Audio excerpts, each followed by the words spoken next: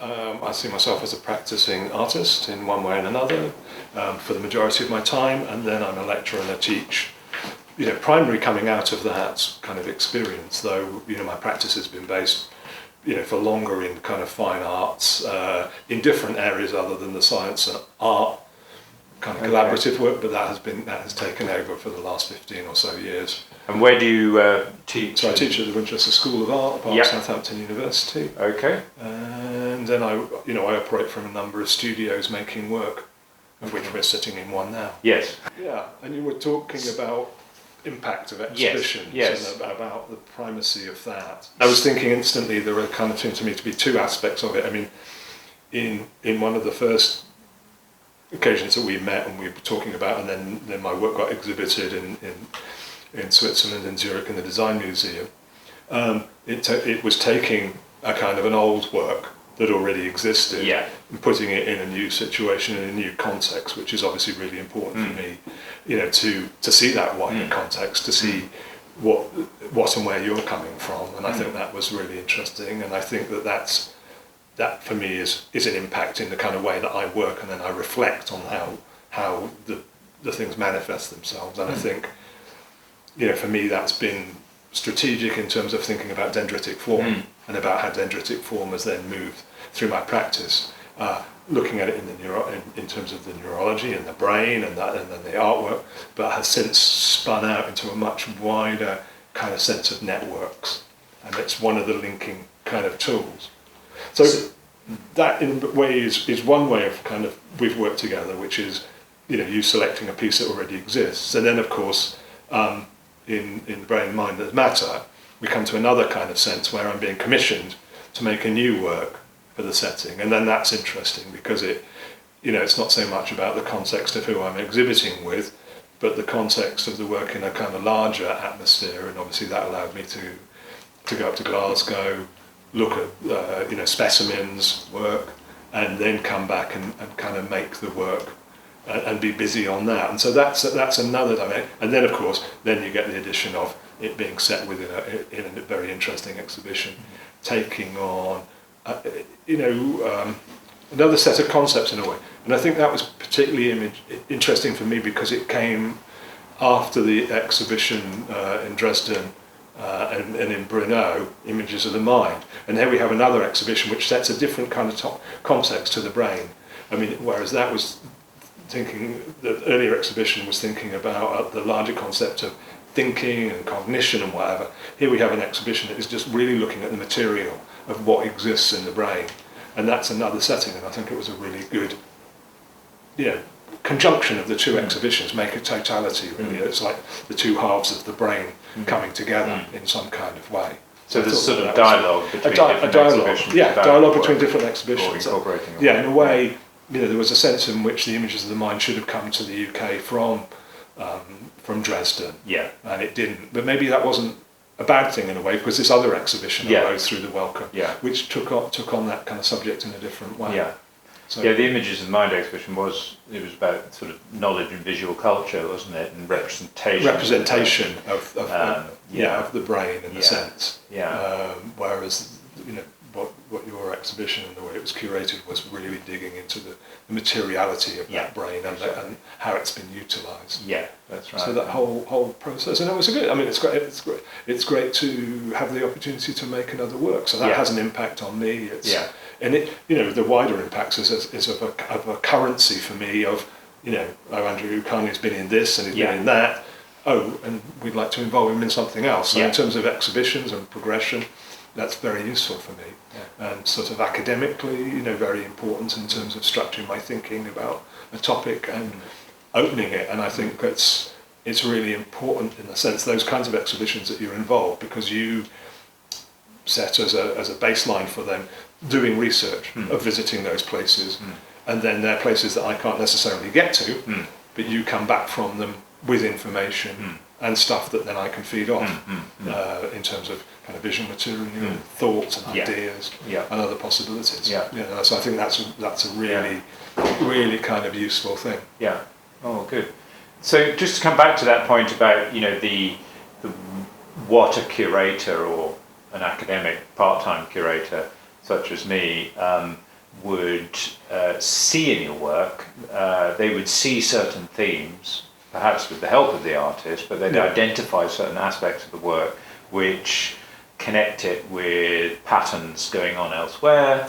As you mentioned in the case of the dendritic forms, the Einfach complex or simply complex exhibition in Zurich in 2005, so that was really investigating the prevalence of the tree-like form in not only in art but also in visual culture, or the visual culture of science, shall we say, that we tend to sort of look for these recognizable forms, these fundamental forms, and they tell us certain things about the substances that they inhabit, the things of which they're made. So that kind of theme, it helps. That's a process of somebody coming in and saying, oh yes, that's part of a kind of within your work, that's a strong feature, and then does that help you then identify something about yourself that strengthens a theme or a sense of its currency or absolutely identity? because like you're saying, you're looking at the wider sense of this theme, of this form, and then you begin to start thinking of the form and the dendritic form in terms of a process that either distributes things or brings things together, and then you begin to think, oh, actually, how else could it work in this kind of world with the physics and that we have? You can't have anything else, and that's why it's ubiquitous. That's why it's in rivers, in trees, and in our bodies, in our bodies in several systems. So we have it in our venal and arterial system, we have it in the lymphatic system, we have it in the nerves, and I think that's kind of really interesting. So it confirms what one's doing, and it extends what one's doing in terms of the practice and thoughts. So that is an important function of the exhibition, really, as an event, really. Absolutely, it brings things to focus, absolutely. And then often the kind of debates and the discussions that happen, and often there are talks and things connected, and you've organised lots of those around exhibitions, are really important. And I think then, for us, it's led to a kind of ongoing dialogue, hasn't it? Outside those particular events, an ongoing set of discussions. Trying to put on other exhibitions, talks of things, professionally, how we develop. So, thinking of other things in which your work has been involved in my work, and also in conjunction with Richard Wingate, who's been tremendously informative in several of these projects. So Richard being a head of anatomy at King's College London, and prior to that a neuroscientist working with a group of his own, small group in the Institute for Developmental Neurobiology at King's College. So what the thinking about elements of writing that I've done, and for example, not only an article in Nature Reviews Neuroscience in 2006 called Imagining the Brain Cell, which was looking at the kind of the role of visual culture in conditioning scientific representations and broader popular representations of the brain cell as this rather elusive entity that is physically and actually difficult to image because of its rather kind of translucent nature and the complexity of the form. Which is hard to sort of capture. Well, you're always seeing it at a distance. So exactly. That complexity, you have to stain or you use GFPs to see. So you're always, you never, can never really hold or, mind what it really is. How it absolutely is, and especially as most of the imagery is two-dimensional in a sense, and even three-dimensionally representations don't really give you the sense of intimacy of all of those connections, synaptic connections, and similar, except actually in greater complexity than a tree.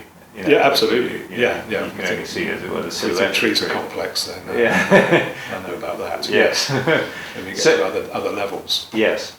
So thinking about that that kind of visual culture challenge, as it were, and also other bits of writing where I've done, I think, one or two commission bits, by you to sort of discuss your work for catalogue essays and so on. So what could you just reflect on not necessarily the impact, but the effect of that process, or what you've observed of it? Well, again, it gives one grounds to confirm what one's doing, but also I think most interestingly, and I think it's a really good thing to get other people to write about the work, it's just completely different perspectives of what it might connect to and who it might connect to, and put it in a context. And I think we've talked about that. I mean, projects that we've tried to develop, the notion of that's something I'm very interested in, but it hasn't always worked out.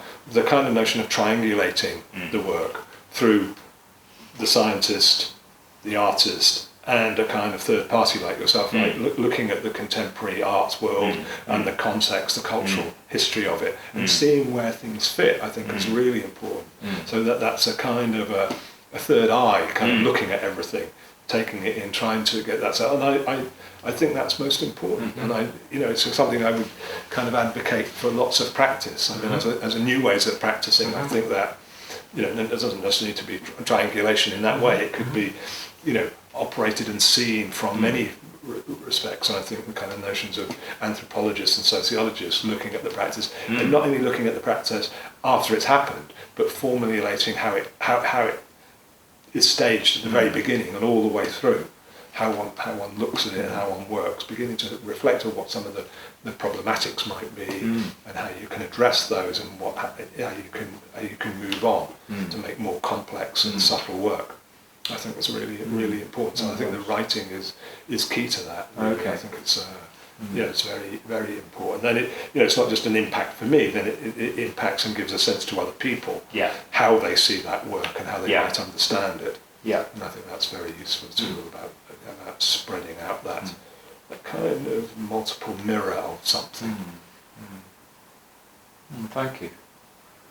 So, coming to another question, which is about the element of research in both exhibition making and art making. Yes. And you, of course, work some of the time as a curator as well. And of course, there's always an element of self-curation when you're working under the auspices of another organisation or individual. So, what could you just kind of reflect a little bit for me on that? How do those activities constitute research, if indeed they do?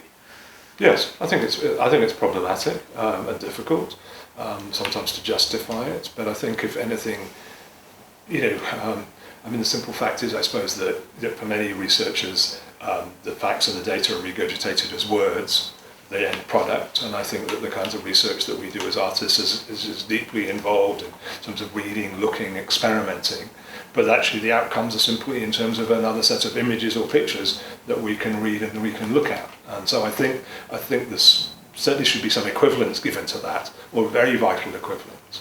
And I think also there are things in those outputs that are different, and some of them engage with parts of our brains that are very complex, and we can't always express those things through words. So I think there's a kind of content in a non kind of verbal written way that's important, that lies in there, senses of ideas and senses of truth that you can get to kind of in a more pertinent way for particular subjects. I think you can say things in different ways and draw people into that kind of research.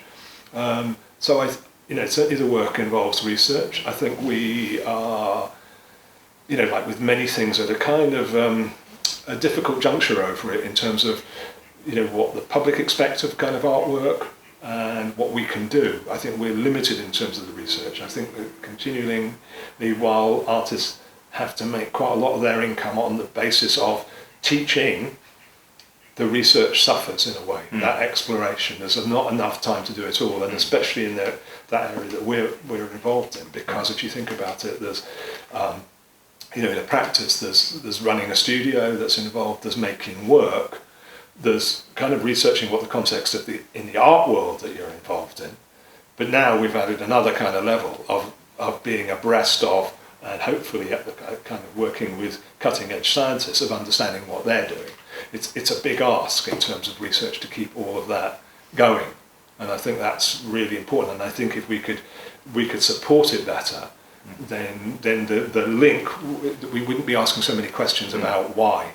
It would be natural. And I think when we see some of the outputs and some of the things that happen and some of the impacts, and the neurological work I think is there, and there are There's evidence about how it's affected Richard and his teaching and the whole team of people around which he now works, and about how they look at teaching and how they now involve artists in, with biomedical students and things like that. And I think that's really interesting.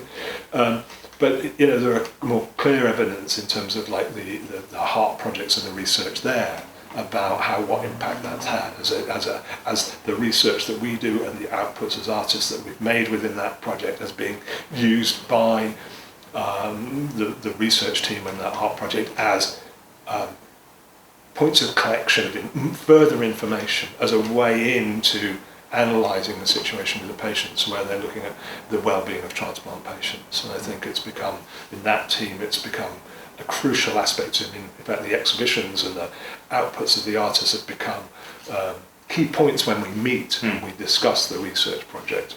And the fact is that the artists, maybe with their visual acuity, are in doing the analysis of the videos as well. We're a big part of that team now. And yes. I think that's really important. And I think for many projects, it's a matter about looking about where the future lies, not where we are now, in a sense.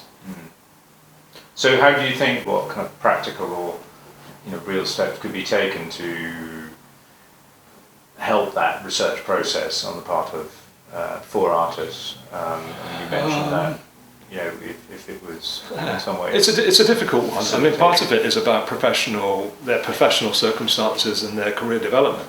They're just often not in that situation. And often I think, and I find that artists have very interesting questions to ask about the science and proposals that they could make around the science, but they're not in that position. They're not in that funding stream to be able to ask that, and that's the main thing. Sadly, it's like with many things, it comes down to their time and money to provide that time for them to be active, and for them to have that credibility in a way.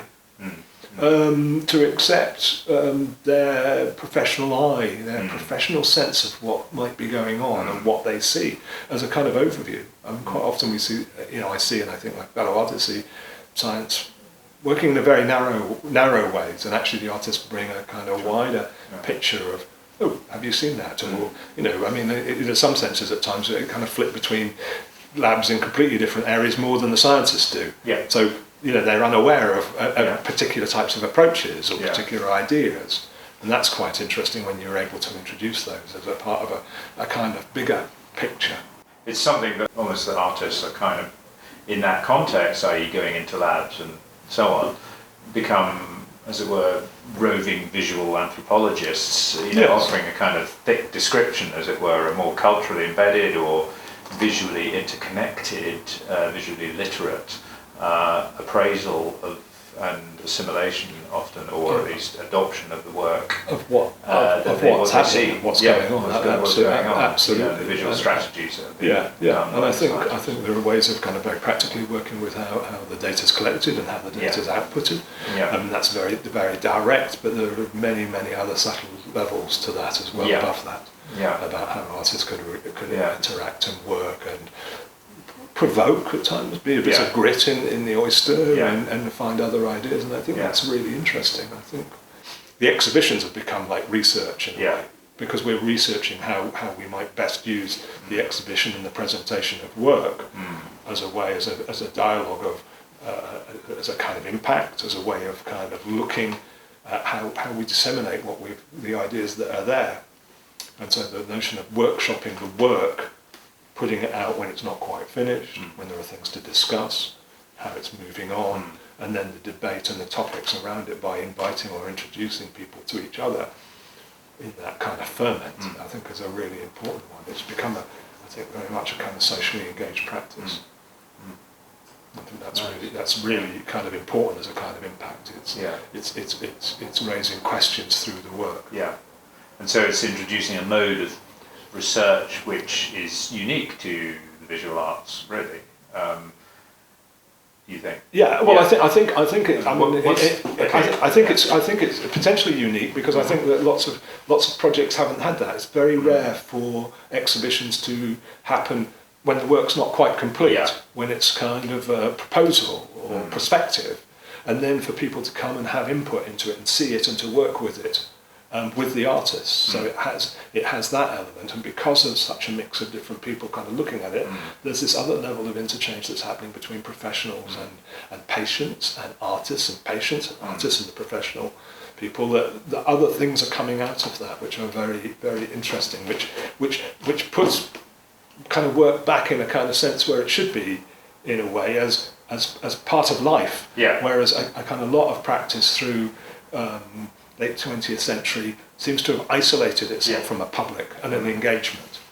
Deliberately so often. Sorry? Yeah, deliberately so. Yeah, deliberately so. Yeah, in terms of a kind of I don't know, like the gallerist's drive to make unique things and separate it and to give it value, rather than to kind of mix it up and see it as a kind of something functional within our community.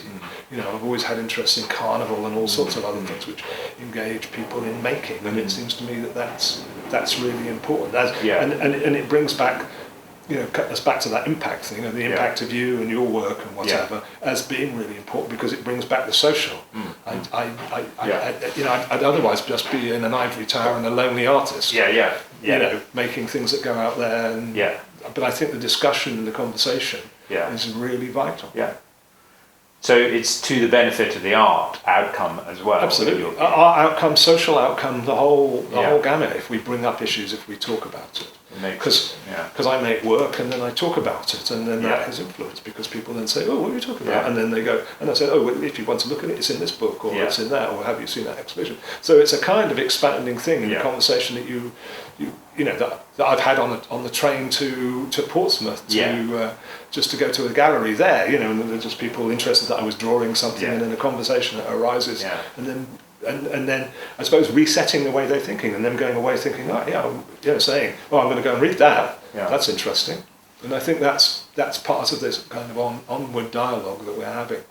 Is there anything specific or particular about the visual art, or the fact that it is visual arts that we're talking about predominantly? Obviously work involves sound and so on, but let's say art. Is there something about art that does that better than, say, writing, or does it differently? I mean, what is it about the art? Is it the fact that it is in the world in some way that induces comment and observation?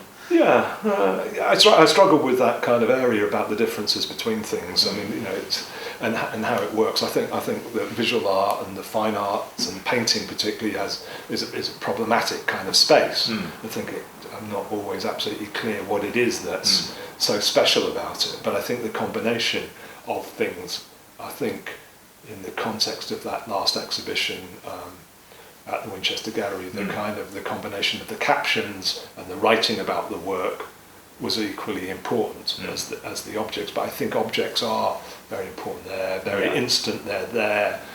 They, sometimes freeze moments of time and thinking that allows you to think. And I think that they give you a very clear idea about how people conceptualize the world, or how they think about certain topics.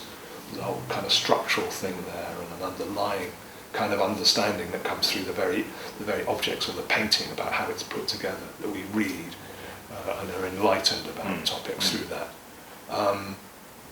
Difficult one though. I'm not absolutely sure. And then, but do you want to ask the question again? Well, but I'm just thinking about it. Well, maybe in the performative element seems to be part of that, doesn't it? Is that in making images, the artist is offering a bit of his or herself, and their kind of subjective appreciation, or an element of their perception of the world, and therefore, or a part of their perception. I think very important. And so it's a gift, which is then discussed, and things are done with it in the public arena, and conversations are had, and things are discussed. So in that respect, it's a gift that also incorporates parts of others, but it is a provocation in that respect. Yes. There is something particular about art as opposed to the discursive nature of writing, unless that writing itself is of a artistic character, for instance, poetry, or I think it's really interesting that it is that space is about is about gifting, and I think there's several interesting parallels in terms of the transplant about that gifting. It seems to parallel some of the things about being a donor and being a recipient in a way, which I think is very interesting. And I think that part of my work around the stitch thing has kind of entered into that arena. It's not fulfilled properly yet, but it's an ongoing part of the project. I think this subjective thing is really interesting. I was just reading Philip Guston, I think, commenting through something he heard John Cage say about the artist leaving the room, like that when you make a piece of work, you start there with all your friends and everything in the world, and then gradually you kind of go on, and when you finalised it, they've all left the room and the work of art stands there, and actually the artist has left the room. So this move from subjective to objective in a way, I think is true of all really good art. It serves us all well, and we wouldn't be able to read it. All of us wouldn't be able to read it unless it had some commonality, some objectivity in a sense. I think that's kind of really important.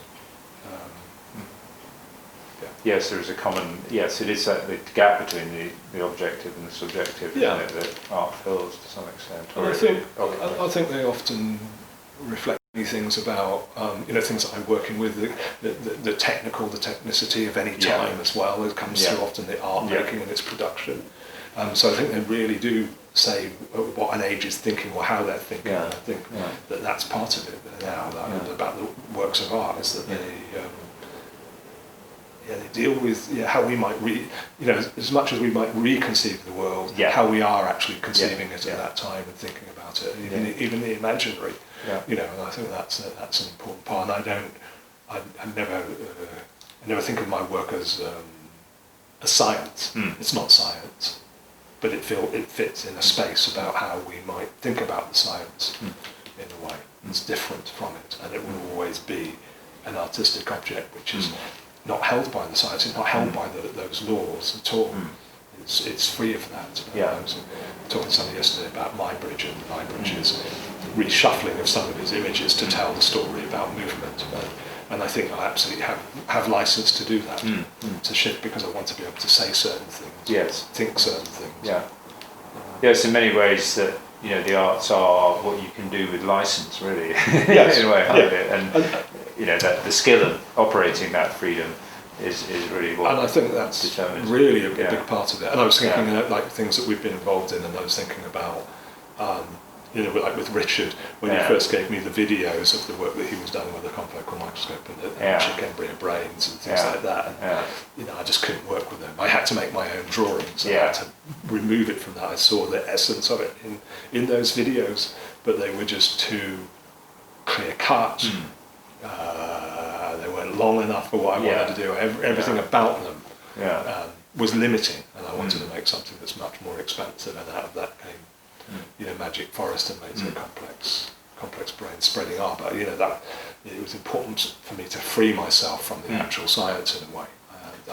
There are other stories to tell, but it absolutely underlies it. And the research and all of that is there. But it's the science is the process whereby you have to follow the rules in order to. Yes, and there still are rules, and I'm still very influenced by. Early work and early experience of kind of being taught by people that were kind of minimalists or post-minimalists or conceptualists. I think that those kind of rules are purity to the subject and things like that are really important for me. Still now, I'm trying to keep it contained and understand what other people might read from things and just how things look and are made. Could you maybe tell me? If there's, I can maybe pop the camera off the stand for a second, but any of the works around you, how those, would exhibit any of or incorporate any of the things we've been talking about. Quite a big ask or not? That is a big ask. I don't know. I mean, most of the things in here are historical in a way. I mean, and they hint at things, but they're not particularly around particular subject matters, or if they are in the studio, they're not kind of complete in a way. There's lots of work around neurology and dendritic form that you'll see.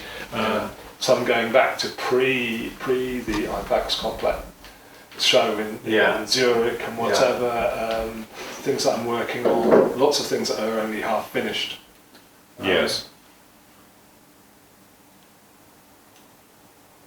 But I think everything that you do exhibits how you think in a way. Yeah.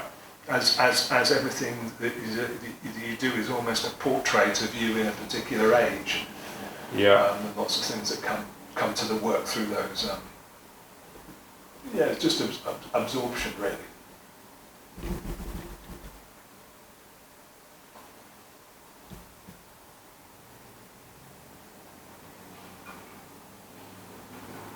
And actually, to some extent, seeing the human in terms of those connections and networks.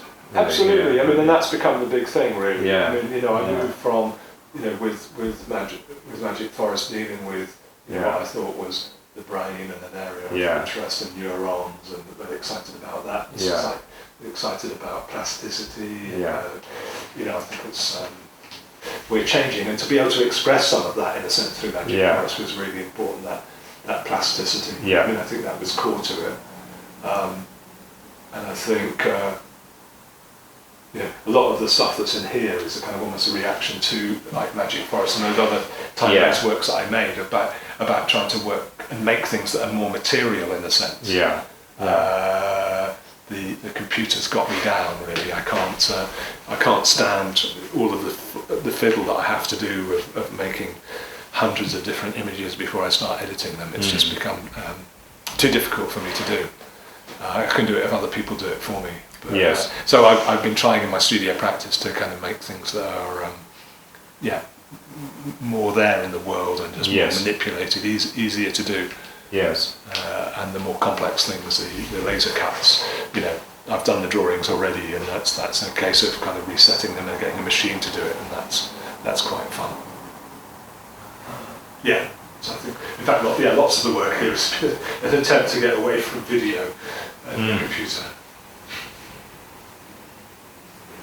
So do you think that's the way a lot of, is that a sort of contemporary art trend that you detect, or is that something specific to your work?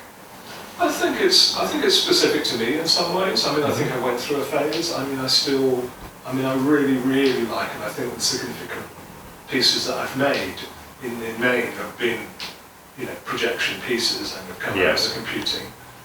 And there are 8 or 10 pieces. I really like Magic Forest. I really like We Are Where We Are. I really like Seas Out of This World. And Wired in a Different Way. I think they're quite complex, quite significant things. But something about shadows and light, things that I'm working on now that I think are kind of really interesting. And they're kind of getting direct, and they're using, like with the projection. The thing that's nice about projection is that you have something quite small and it fills a space. Especially if you use complex screens and there's the same, I guess, as a light and shadow, it fills a space very easily and spreads out. But they're complex to make.